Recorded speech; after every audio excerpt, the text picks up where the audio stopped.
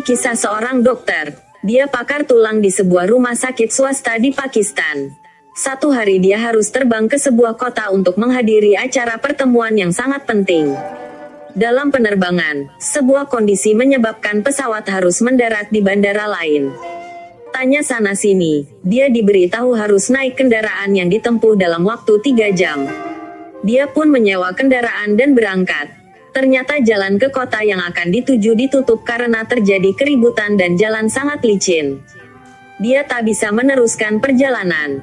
Saat sedang ditimpa kesusahan itu, dia melihat ada rumah yang masih menyala. Dia pun menghampiri rumah itu dan menceritakan keadaannya.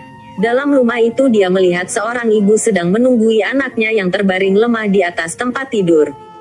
Dokter itu pun menanyakan kondisinya yang dijawab oleh ibu tadi anaknya sakit selama 3 tahun.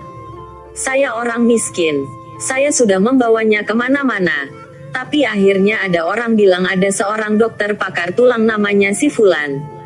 Saya tidak punya uang, tapi saya berdoa siang malam kepada Allah. Ternyata nama dokter yang selalu disebut dalam doa ibu tadi adalah dokter patah tulang yang ada di hadapannya. Dokter tadi menangis. Karena doa ibu itu akhirnya dia ada di rumah tersebut. Dia pun membantu anak itu sehingga sehat.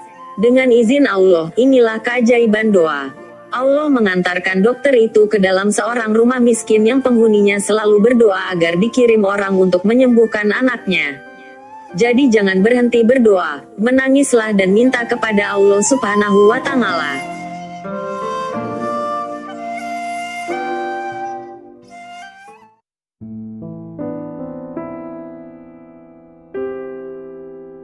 Doa itu ajaib. Pada suatu hari saya naik perahu ke pedalaman. Di sana saya bertemu seorang pria yang sudah beristri. Lelaki ini menyesal karena tak menjadi suami yang baik bagi istrinya. Saya bertemu seorang lelaki. Saya berdakwah kepadanya tentang kebesaran Allah, kisah salat serta kebaikan menyayangi istri. Allah telah memberi kita amanah tapi banyak yang menyia-nyiakannya. Tiba-tiba lelaki itu terisak. Dia bilang, "Ustadz, saya sudah lama tidak sholat. Saya suka marah-marah dan tak peduli istri. Saya sudah keliru selama ini. Saya berniat ingin balik dan berubah. Saya ingin perbaiki hubungan dengan istri saya." Takdir Allah, istri lelaki itu mengirim pesan kepada saya. Katanya, "Ustadz semalam bertemu suami saya. Saya selalu berdoa agar Allah membukakan hatinya. 8 tahun saya sabar." Istri lelaki itu kemudian bercerita bahwa tiba-tiba suaminya memeluk dia sambil menangis. Suaminya juga mulai salat.